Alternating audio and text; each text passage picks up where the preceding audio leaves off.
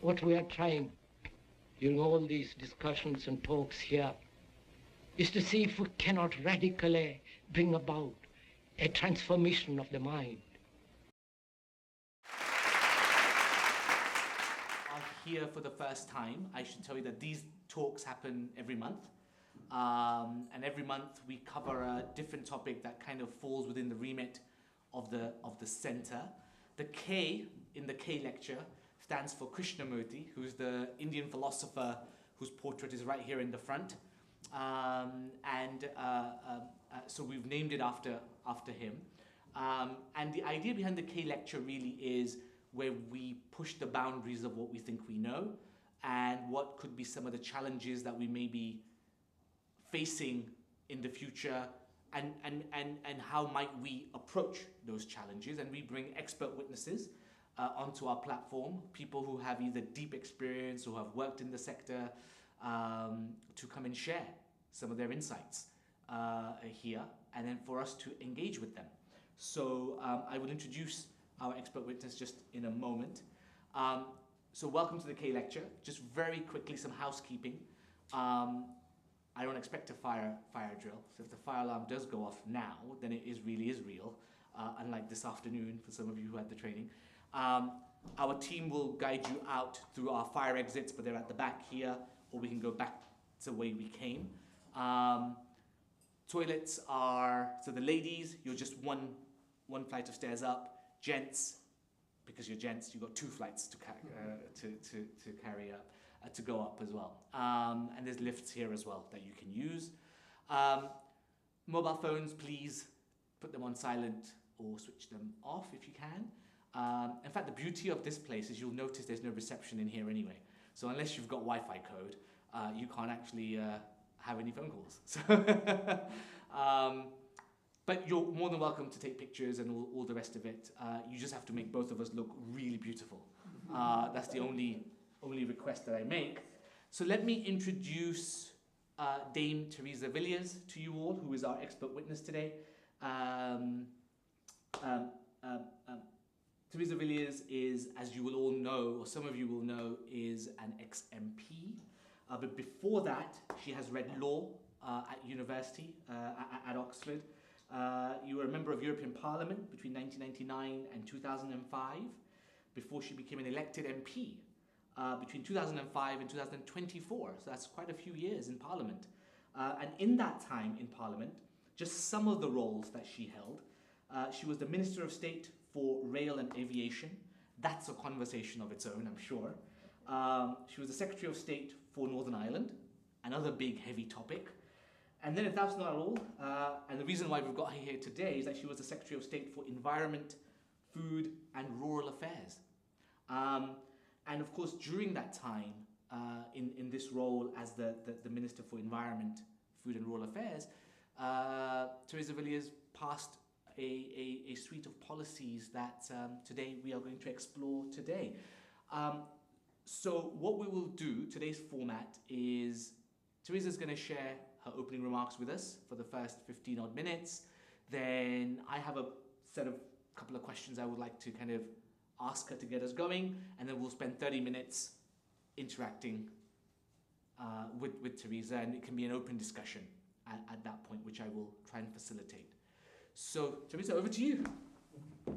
Thank you so much, Sachin, for that really kind introduction. I feel very honoured to be speaking to you here in the heart of the city at the International Centre for Sustainability. And it's about a subject which is very close to my heart.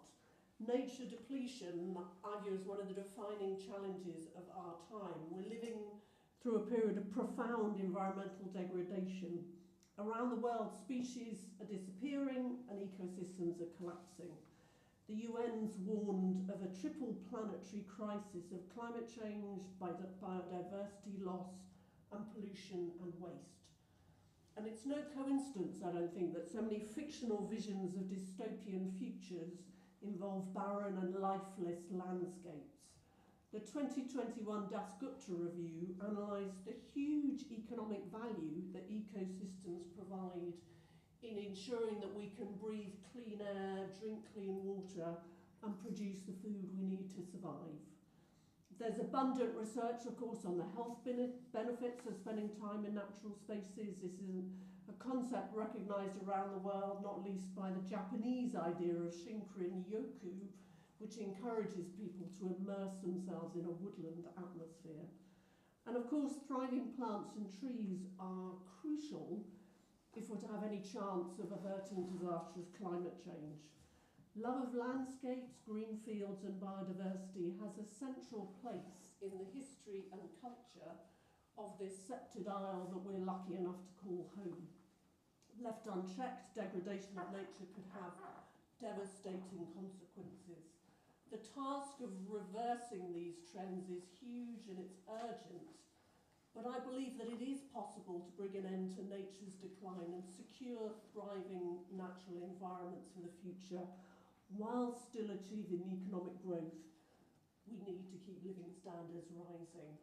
And today I want to reflect on the legal framework and the policy programmes needed for that great endeavour. As you've heard, I was involved in various policies and legislations as Environment Secretary, and that included the Environment Act 2021. Passing it was a landmark moment. It's the most significant piece of environmental legislation in decades in this country. And as the Secretary of State who took it through the tortuous process of final government approval, I was able to introduce it to Parliament at the dispatch box. And it embeds environmental principles at the heart of government decision making. It introduces a framework for legally binding targets on environmental matters, and it establishes the Office for Environmental Protection, or OEP, a powerful new watchdog to hold the government to account in delivering on its commitments. Perhaps most important of all, this mammoth bill made the UK the first country in the world to enshrine in law the duty to halt species decline by 2030, our net zero for nature. But the OEP's latest assessment, published in January, so it's a little out of date, but it still makes sobering reading. Progress on environmental improvement has slowed, and the government's largely off track on 20 of its 43 targets. Deadlines for 2027 and 2030 are approaching fast, but repeated delays mean strategy and delivery plans haven't kept pace with what needs to be done. Specific, measurable and time-bound interim targets are required if we're to operationalise the goals the government set. These can unlock investment in innovation by guiding policy design and implementation across government, and also signalling direction and continuity to the private sector to enable them to invest too. The Environmental Improvement Plan, or EIP, required under the Act is due for renewal. It's the next version is currently late, and when it does arrive, it needs to be genuinely transformative, not merely an update, but a decisive strategy to raise environmental ambition and momentum. And this IEP must be supported by specific delivery plans that set out who's going to do what, how, by when, and the detail on what the intended outcomes are going to be. And of course, we urgently need to mobilise private finance. There's obviously no better forum to make that appeal than in the City of London. The Biodiversity Net Gain provisions, which are another important part of the Environment Act, require developers to deliver a 10% improvement in habitats. This should mean a substantial income for nature recovery and also throw a lifeline to our rather beleaguered farmers who will hopefully play a major role in these BNG schemes.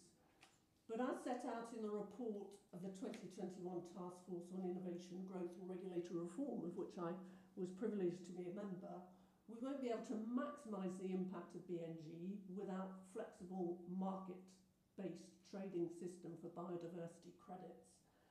A coherent and trusted nature market has to be a core part of meeting our biodiversity goals.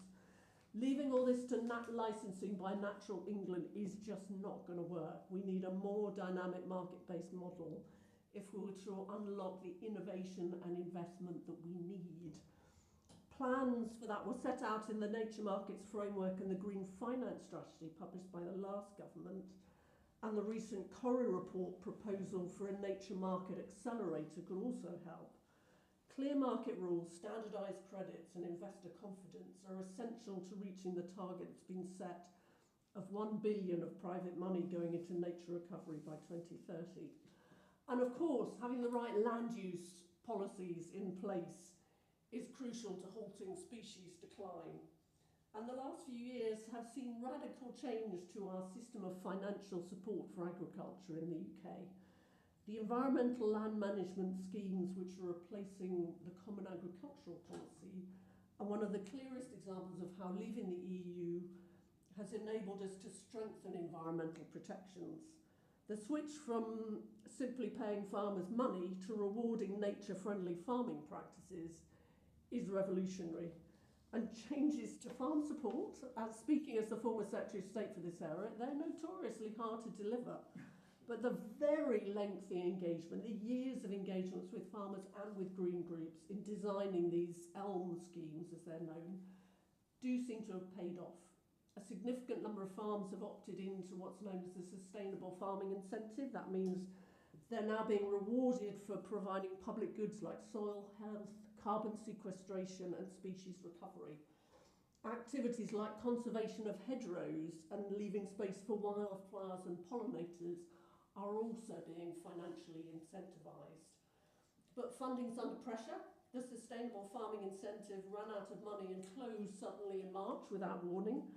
There was a collective sigh of relief when the spending review revealed 2.3 billion for farming and another 400 million annually for other nature initiatives.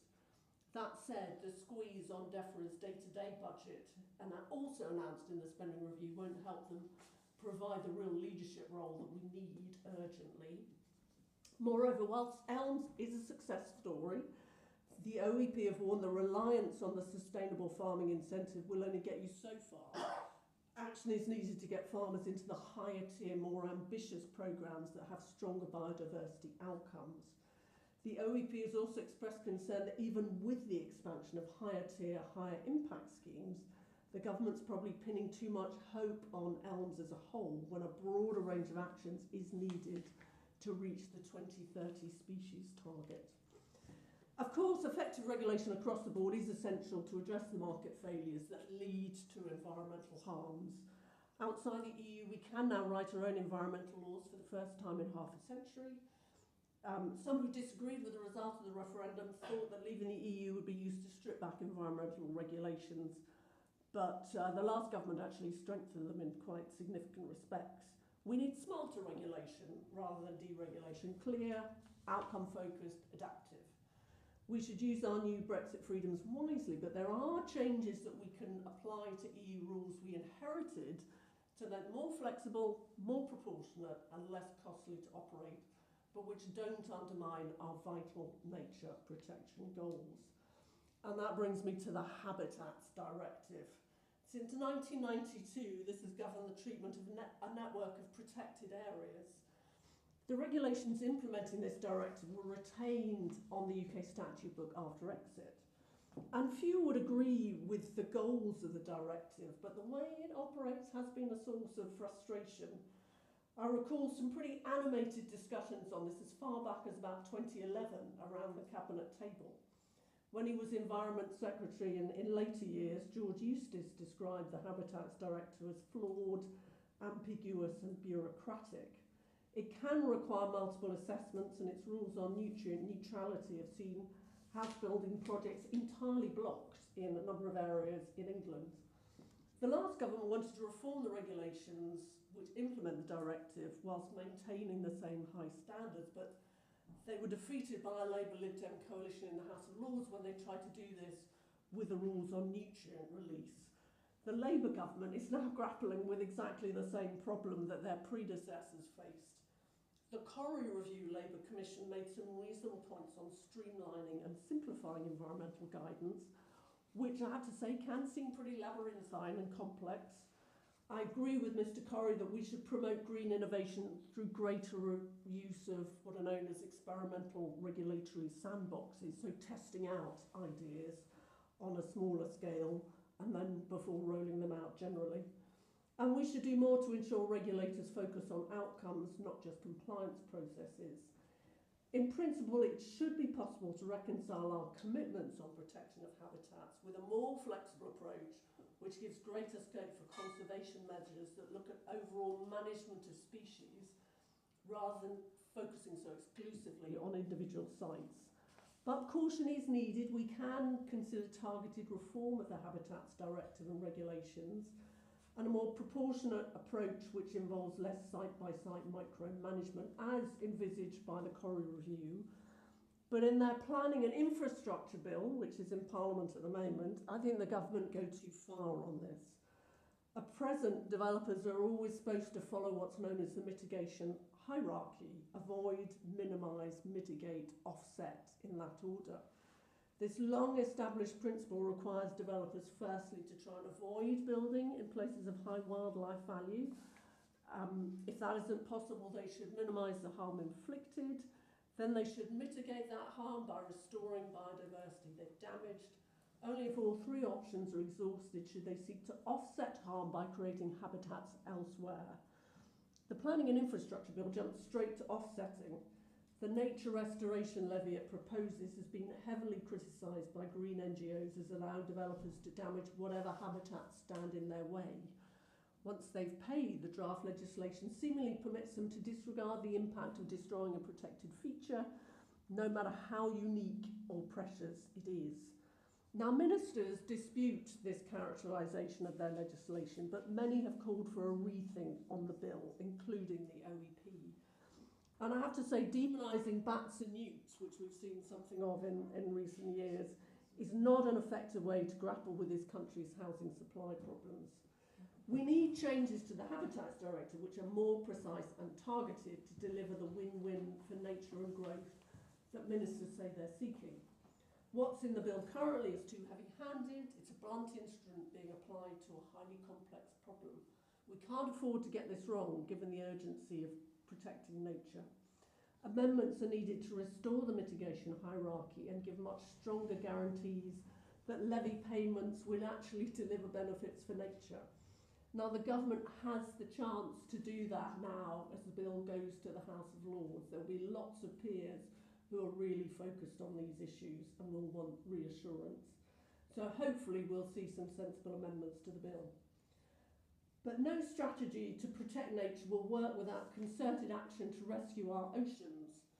The 2017 Blue Planet TV series had a remarkable impact, a moving and powerful reminder that as an island nation we have a historic obligation to safeguard the seas that surround us. Earlier this month we saw the stellar combination of David Attenborough and His Royal Highness Prince William return this issue to the top of the news agenda. As the Prince said in his speech to the Blue Economy Finance Forum in Monaco, rising sea temperatures, plastic pollution and overfishing are putting pressure on these fragile ecosystems and on the people and communities who depend upon them. What once seemed an abundant resource is diminishing before our eyes. Well, ladies and gentlemen, the UK has shown real leadership on this issue, working with overseas territories. The Conservative government's Blue Belt programme protected an area of ocean the size of India. We played a vital role in leading the Clean Ocean Alliance. We toughened rules protecting the marine environment with a range of measures to crack down on plastics pollution. We banned damaging fishing practices like bottom trawling in a number of special protected areas and put a stop to sand eel fishing in the North Sea to boost puffin populations who feed on the fish. And we successfully defended that measure in the very first dispute resolution under the EU's Trading Cooperation Agreement.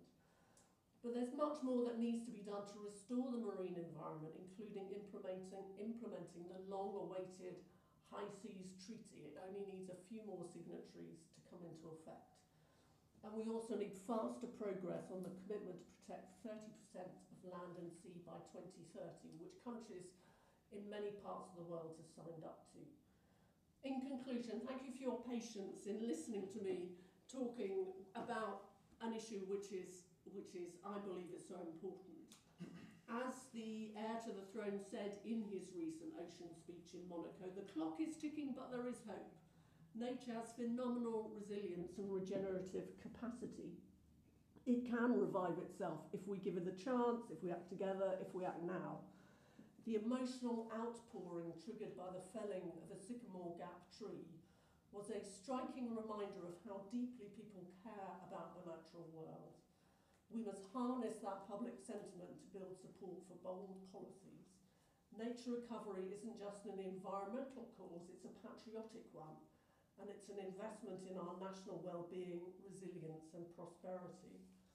We're at a crossroads. With time running out, we must act decisively to strengthen the legal framework for nature recovery, to reform regulation so it's more strategic, more outcomes focused, more targeted, to unlock private finance and invest in sustainable farming, to lead the world on marine and international conservation, and to actively engage the public and inspire a new mission for nature.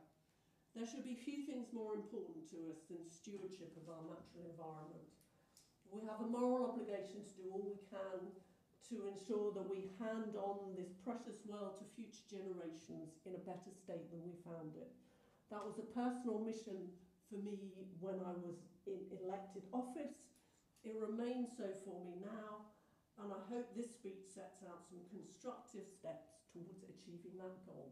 Thank you, and I look forward to your questions.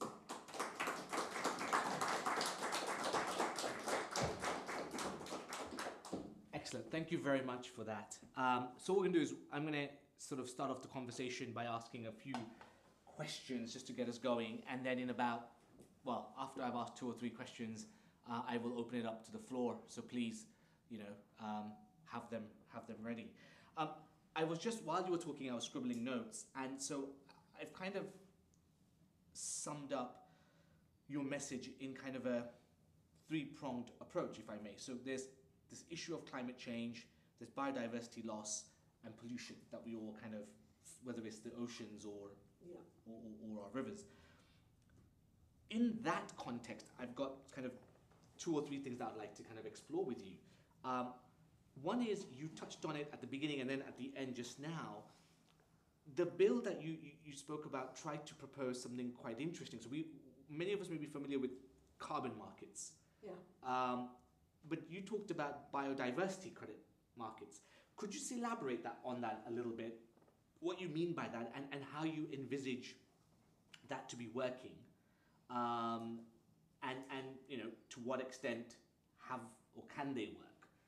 Do you feel so? Something around that. I will give it my best shot in a Please. gathering in the city. I'm sure the audience knows more about these things than I do, but I think the concept is relatively simple. You have developers with an obligation to restore habitats, and they need to be able to engage people to do that. They can do it themselves, but the reality is it's likely to be more cost effective to have somebody else do it for them.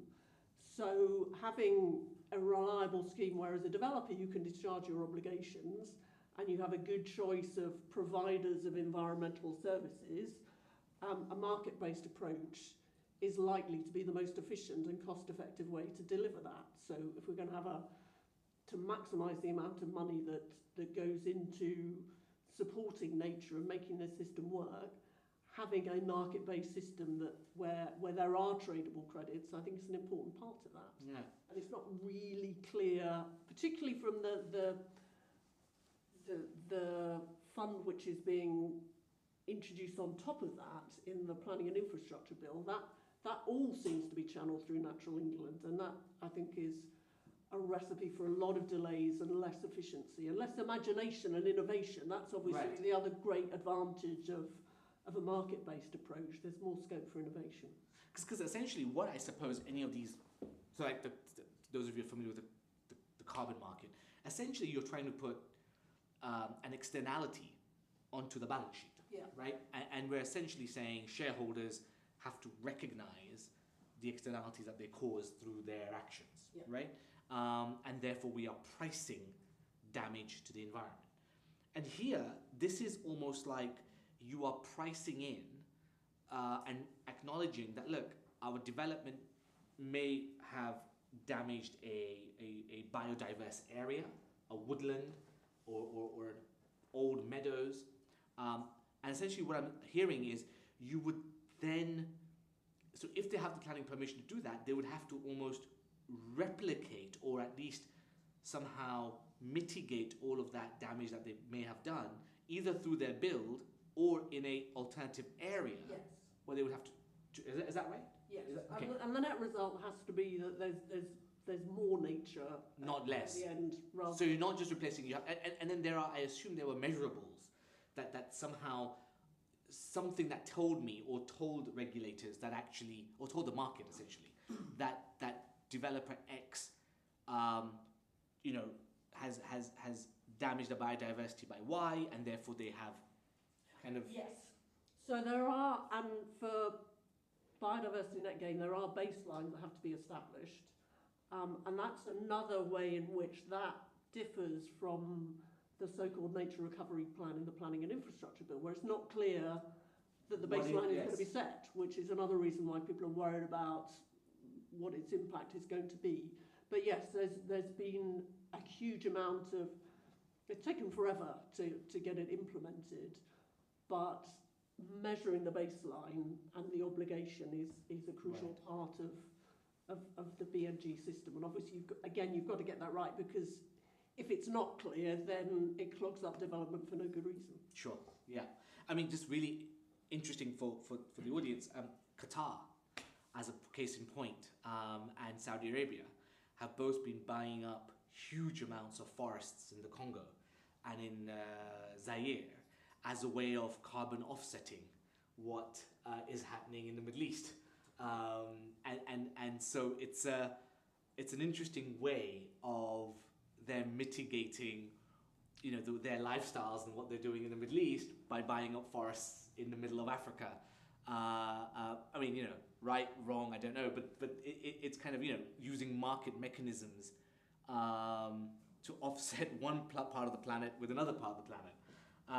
I wanted to take you on to a slightly more radical, a bit more extension, I suppose, of where this bill could be taking us. So I wanted to kind of explore with you a little bit about this is a could question, Okay. could the UK build a legal framework which could evolve, and I think that's the right word, evolve to give nature or parts of nature legal personhood, right? So for example, could an ancient woodland or a river be given legal personhood under the law? Just as we've given abstract entities like trusts and corporations personhood under the law, could you see how that could happen in the UK? I know that the ideas have been debated. I think, in particularly in relation to rivers, I seem to recall there's some discussion of this recently. Speaking personally, there's enough of the lawyer in me that think, I can't see how that's going to work. Right. I think that, as I've said, I believe it is vital that we protect nature and we facilitate its recovery, but I'm not really convinced that personhood takes us much further. Though I'd be very open to hearing ideas on how it might work in practice. So one of the things that I suppose one is always trying to push with that is that how do we turn from a human-centric worldview to bringing nature into partnership with what we do? So the idea being that rather than stewarding nature, how do we really not just think about putting the damage we may do in our quest for development on the balance sheet, but actually nature becomes an active voice within the economy, within how human beings engage with nature, even if you're urban, right? So even if you're an urbanized citizen, how do you engage with the natural world? And so one of the things that I've seen, and it's experimental. So New Zealand has been a case in point where they tried to give personhood to a river, and then they had essentially a trust that was so at this moment in stage is still human-centric in the sense that there are still human beings who look after trust.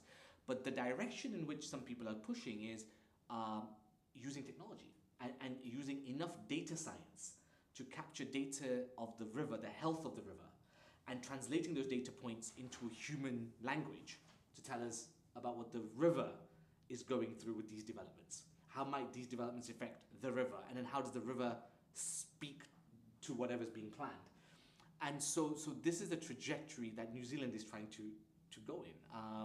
So it's an interesting space. It's interesting, yes. Perhaps I'm being too sort of Western-centric, because in indigenous culture, certainly natural objects and wildlife have a life of their own. Are treated as having personhood.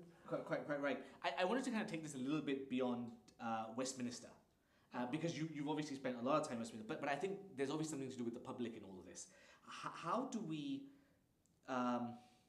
take some of these things? What could be the public mission? If you had to communicate to business leaders, citizens at large, students, how do we support nature and really reclaiming the biodiversity of the UK as citizens? What could we do that would help people like yourselves who are legislating for this kind of stuff, right? You kind of mentioned at the end of your speech something about the public support, right? Yes. The sycamore tree. Yes. What is it that is maybe, I don't want to use the word lacking or missing, but what could happen within the citizenry to help this cause?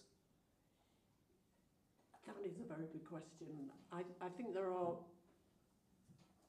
we need to... Because you want a strong mandate, don't you, to be able to do this? Yeah, and one of the ways that we've attempted in recent years is by pointing out that not only is nature something that appeals to us on an aesthetic and a happiness and a well-being level, but it is crucial for our future health and prosperity. And if we continue to witness the kind of decline we've seen over the past 100 years, that will lead to hugely damaging economic consequences. And I think those debates were very powerful in the climate context back in the 90s and zeros, where people first made the case really strongly that climate change, it may be expensive to deal with it, but it's catastrophically expensive to be subjected to it.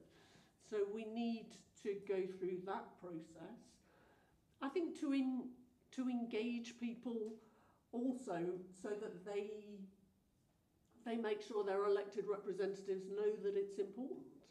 That when your candidate shows up on your doorstep next time there's an election, you should ask them about what they're going to do to protect nature, because people do care about it. But if you look at the polling, it tends not to be something that drives their vote at a general election. When you look at the top 5 asks that the voter has, nature hardly features. I mean, in certain areas it does, obviously, I think. I think, so for example, in parts of Cornwall and Devon, it certainly pops up. Wales, certain parts of Wales, certain the voter base cares about its ancient woodlands or whatever.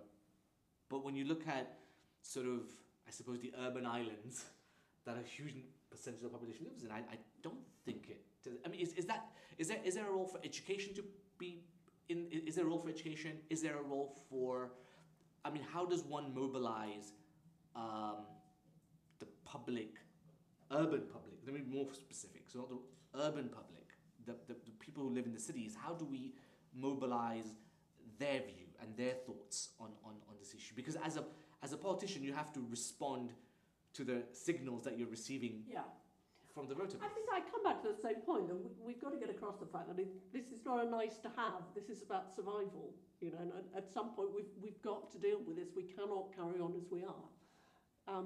And also there's the debate about educational programs. So if children, particularly in urban areas, are not taken out into natural spaces, they're not educated about it, they're less likely to care about it. So certainly the UK government has got various educational programs which are designed to enhance understanding of nature and build support for it. So that's because way we can motivate support for this. Because somehow we have to also engage the education department in all of this and sort of making nature central to the curriculum in terms of how does one experientially, and not just theoretically engage with nature, but experientially, right? So I totally concur. Let me open it up to you, the audience, with your set of questions. So what we'll do is this, simple house rules, hands up, I will try and come to each of you. Try and keep your questions terse, please. And if you're going to make a statement, that's fine as well, but just keep it fairly brief, and then so Theresa can get maximum time to kind of answer and explore some of your ideas. So yeah, you had your hand up here, and then one there, yeah. So and just wait for the mic to come as well, because it is being recorded. Hello, hi. Thank you for everything that you're doing. But before I ask you a few questions, I just wanted to answer the point that you made about how to empower and inspire people with wealth. So I think a couple of years ago, last year, PwC came out with a report to say that $58 trillion globally is dependent on nature. That's 55% of our GDP. So we have a lot to lose economically, obviously, by doing this. But also to try and remind people, what does 55% loss of your earnings look like to you? Or your fortune, or your pensions, or whatever, right? So that's one way of going through it. But I feel that maybe we need to bring it down to basics a little bit. And I feel that when our home is on fire, I feel we have to go to the leading cause of the fire to try and extinguish it, the most powerful solution that we have. And Sir David Attenborough finally touched on it a few months ago. He finally declared it publicly. The scientific consensus on this, the leading cause of the extinction emergencies, is absolutely clear. I mean, it's the legalized and systematic breeding, violation, and killing of 80 billion animals on land. Right, animal agriculture. Exactly, right? and 2 to 3 trillion ocean beings. All because we've been taught to believe that this is normal, natural, and necessary, when the only reason these industries exist is for profit and profit alone. Super. So just your question, yeah. So my point is, now that we know that this is what we need to do, firstly, how do we use the education, media, and the healthcare system to try and encourage people to go from a planet-killing animal-based food system to a planet-healing plant-based food system? And secondly, the three solutions that come to my mind is stop the violence first, and then heal the lungs of the planet, so the rainforests and the oceans.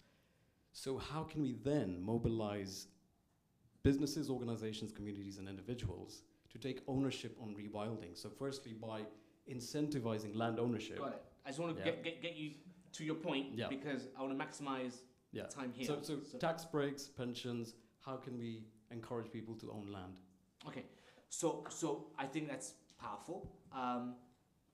All of that, save the planet, over to you. Yes, well, venturing into animal agriculture is always... Because you dealt with farmers, right? Farmers unions, So tell us about that. Tell us how the difficulties are. A lot of time talking to farmers. Please. I think we do have to distinguish the different types of production. I mean, for example, in the United Kingdom, we have a far less intensive way of rearing animals. Many are grass-fed. So, in my view, agriculture in the UK is not the problem, but I do acknowledge that intensive farming practices around the world are part of the problem, and I certainly think we need to address them carefully. But we also need to obviously be aware of the economic impacts and try to find a way to take farming communities with us if we're going to do that. But as I set out in my speech, one of the key weapons we have, weapon is probably not quite the right word, but one of the key instruments we have is farm support schemes. And if we could transform farm support schemes all around the world to more nature-friendly farming practices, whether it's livestock or arable farming, that could, overnight, it could transform our efforts to protect our environment. It would release billions. For which in some areas are currently doing harm, would be doing good, and we've made a start on it here, and there are some signs of moves in that direction in the EU as well. But so I just want to expand on this a little bit, if I may, because I think you've touched on a really important point. The supply side is the demand side, right? So the demand side comes from us as consumers. What is it that we want to eat? What is it that we have the appetite for? And that's the demand side. On the supply side, did you ever, or did conversations ever arise at the highest levels of government around lab-grown meats, right? Around things like vertical farming. Did we ever get that far where we can then give huge amounts of land back to nature, right? Tell us a little bit about about that. So did we ever, did that even come into the imagination of some of our legislature? Yeah, totally. Yeah. Forgive me, I should have talked about that. But Please, novel foods, there's huge potential in novel proteins and novel foods, and lab-grown meat is part of that.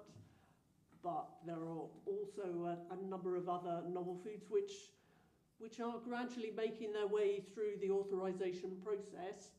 Naturally, you have to be quite cautious about these things, but there's a huge economic opportunity. And as you say, it may be the case that some of these novel proteins enable us to feed ourselves without so much impact on the natural environment. And we have to do that given population is growing, and in a drier, hotter climate, it becomes more difficult to grow the amount of food that we need. So even if we were not concerned about agricultural practices destroying nature, we'd still have to do this in order to make sure that we feed the world's growing population. Yeah. I was taking farmers on the journey. You mentioned a little bit about if we could subsidize their behavior change, right? Essentially, you have to be able to incentivize them to change behavior. Also, novel foods isn't necessarily competition, it's just a different way of It's a different, but naturally it would. So for example, we know that autonomous cars are coming, and they're coming pretty fast. I was in San Francisco about 10 days ago, and I sat in one of these Waymos. When you've had that experience, you know it's coming, and it's coming fast. And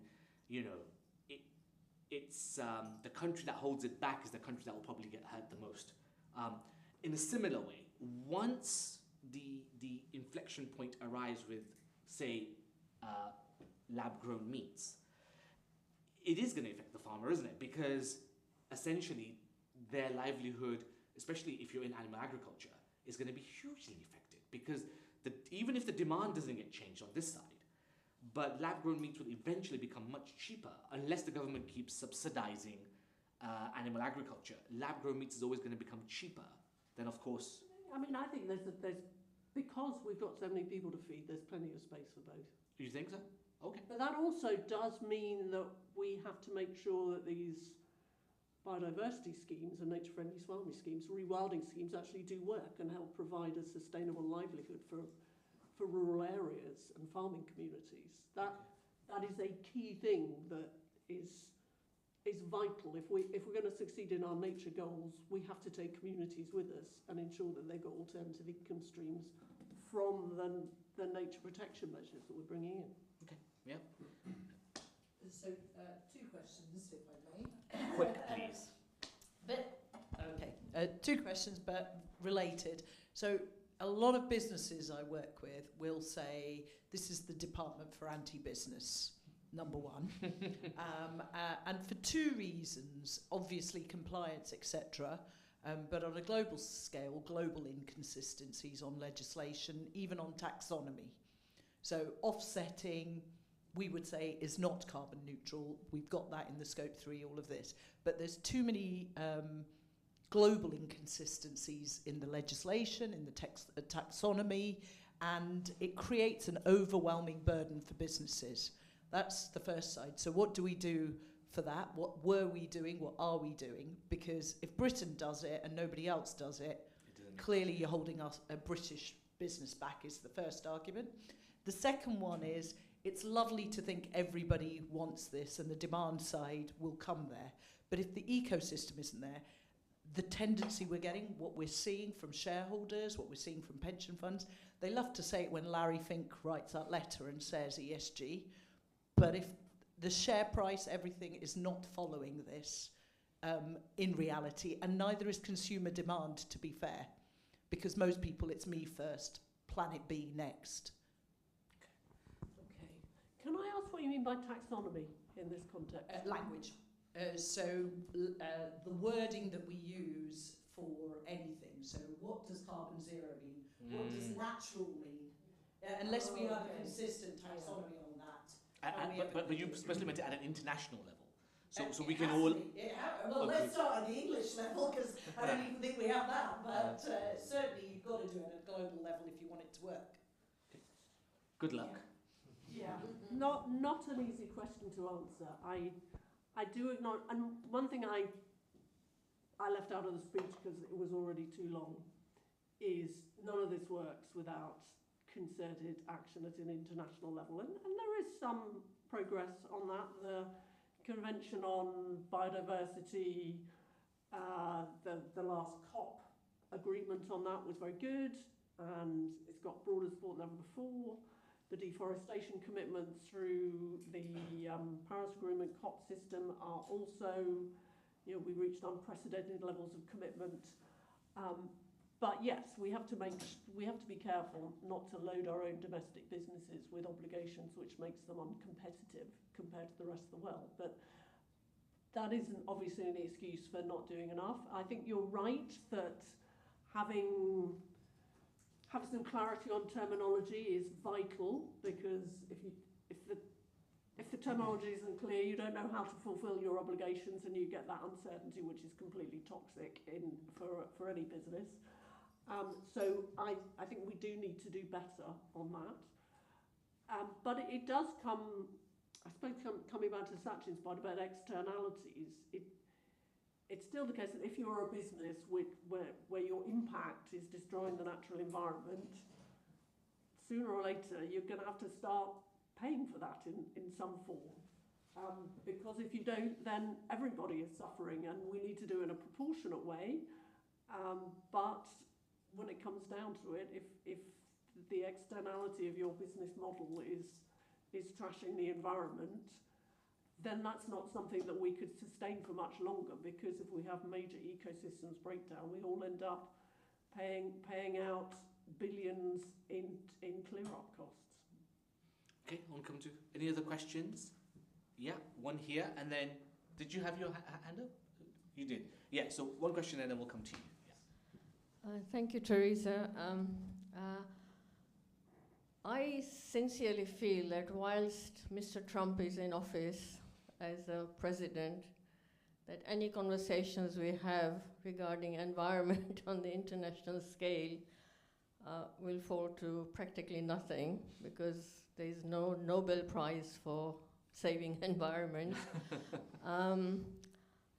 So in that context, how do you think, and I think probably at the risk of repeating slightly here, how do you think the international community should not put pressure, but have conversations with the United States, Mr. Trump, in terms of getting environment on the agenda strongly, fiercely, and with great importance?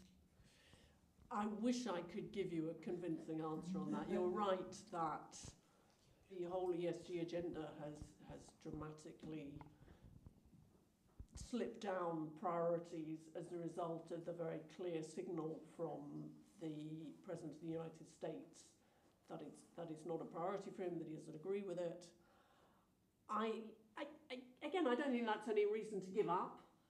I quite strongly feel actually that, well, at the moment, many places there's a sort of exhaustion with the debate about carbon and net zero, and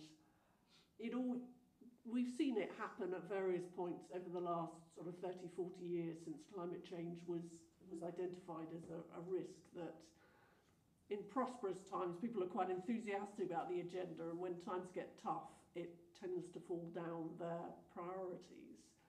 And I think actually tying in conservation of nature with that whole debate is very helpful, because it's a tangible good that can unite people in a way that climate change often doesn't.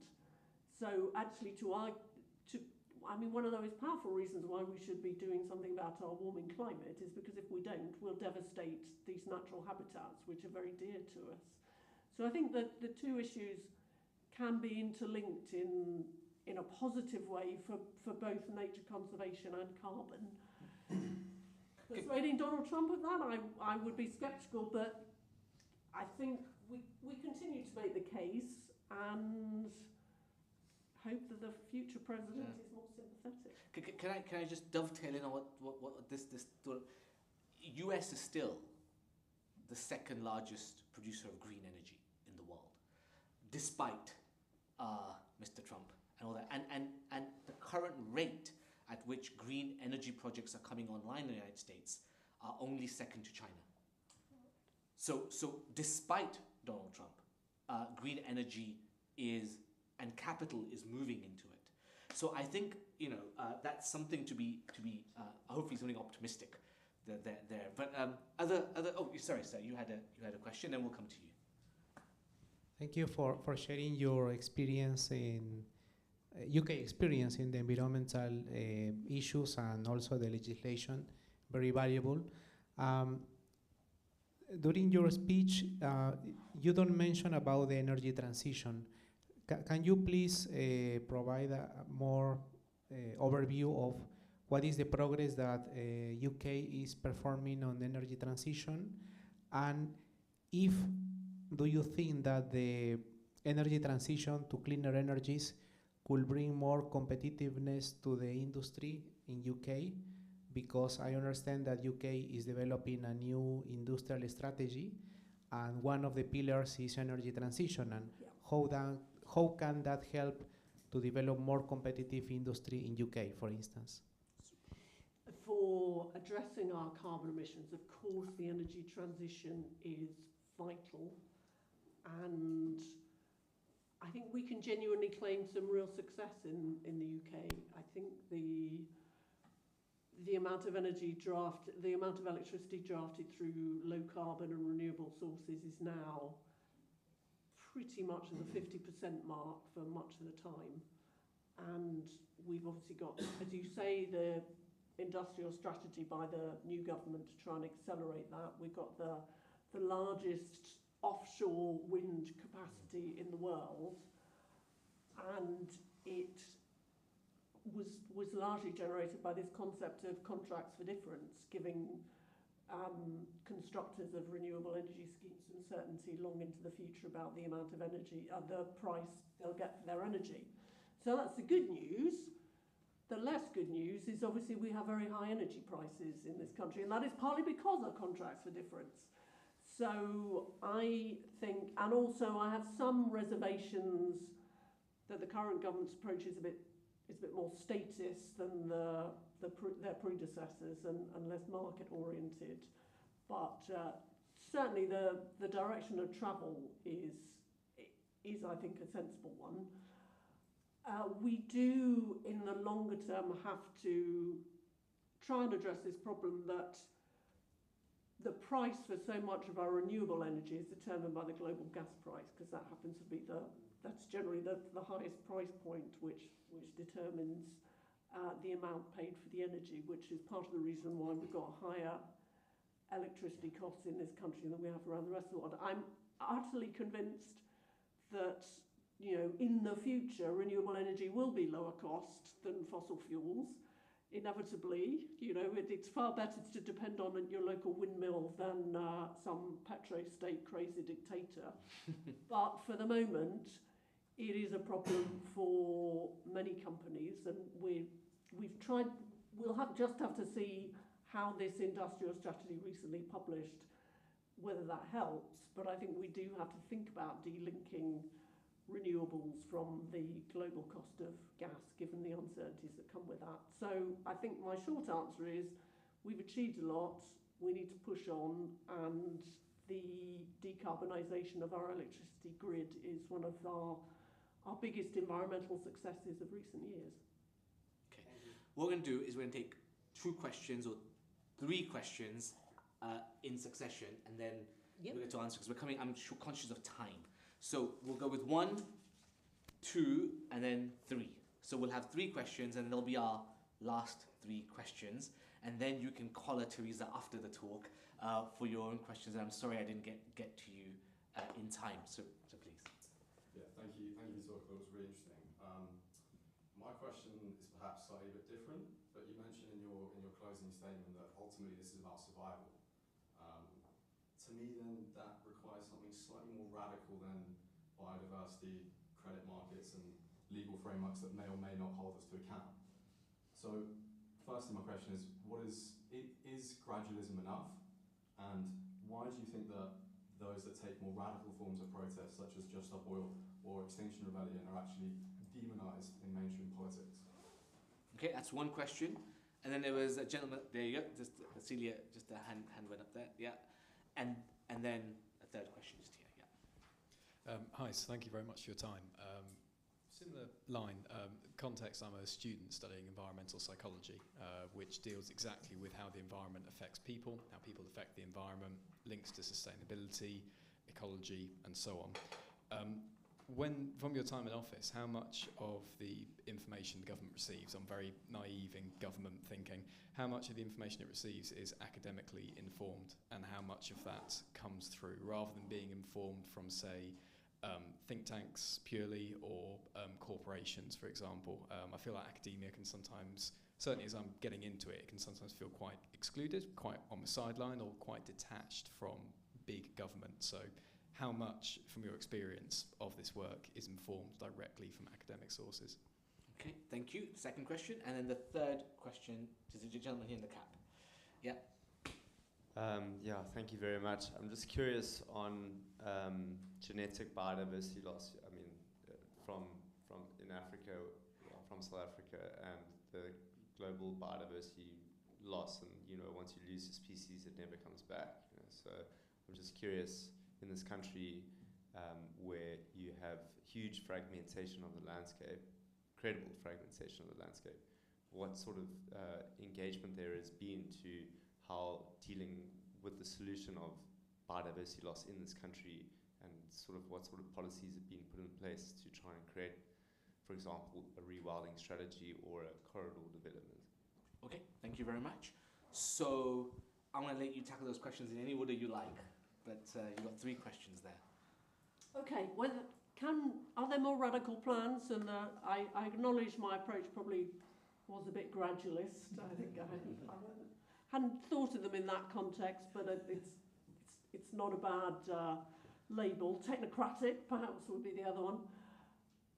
I'm very open to more radical ideas, but I would say that just stop oil tactics are not calculated to take the rest of the community with us, and I believe that they're counterproductive. So whilst I'm very open to something more radical in terms of pushing forward with rewilding programs, for instance, I really cannot see that drastic direct action and breaking the law in the way that groups like Just Stop Oil do is going to be helpful in achieving the goals I set out in my speech and we're discussing this evening. On the question about academic sources, I think academic sources do have a big influence on this issue. Any government department has to listen to business, and as I said, particularly with the ELM schemes, there were just years and months of discussions with both the NGOs and with the farmers, and I think that did actually result in schemes that worked. But one of the things that is a real strength in our democratic system is the system of chief scientific officers in departments, and it is their job to have a sort of roving brief looking at all the relevant science and making sure ministers know about it and that it's fed into the decision-making process. There's more that we can do on that, but I think we're actually better at making sure that decisions are informed by science and academic research in this country than many others are. And the third one was about biodiversity. And the genetic loss, I think. Yes. And rewilding. I think we have to provide financial incentives for rewilding, and that much of what I was trying to outline in my opening remarks had that in mind. So we're doing it via the obligation on developers not only to protect nature but to enhance it. We're also doing it by transforming our farm support scheme, which for decades has just paid people who own land, and instead to give them a financial incentive to release some of their land for nature, so that they're not using it all for farming. They're delivering a more balanced and nature-friendly means of doing it. And yes, there's almost all of the provisions that I talked about in my speech, and particularly the set of targets set out in the Environmental Improvement Plan is all about trying to secure the goal that you asked about. So, and there is some progress, but as I was trying to outline, at the moment it's not urgent enough if we're going to meet that 2030 target. Well, there was some, we're out of time. By all means, as we end, help yourself to some vegan food and teas and coffees and stuff. This is a sustainability centre after all. And by all means, you can then carry on asking your questions or you know, if Theresa will give us some of her time, 15, 20 minutes after the talk, you can by all means carry on the conversation there. The only thing I would end with is, firstly, thank you so much for your time and for your thoughts and for your deliberations. I think being in the heart of government and then allowing us to kind of almost by listening to you have an insight into what happens in the heart of government and the challenges of constantly finding the balancing act, which is what I think you're constantly trying to do. It's the nature of a democracy, I suspect. So thank you for that. It was some of the points that you made and some of the things were actually quite positive and heartwarming, and some of it was also quite sort of to his point about, is it anywhere near enough as to where we need to go? To which I would probably say, maybe that's not for the government to address, and that's for the civic society to address somewhat, right? As well. But nevertheless, thank you so much for your time. I really appreciate it.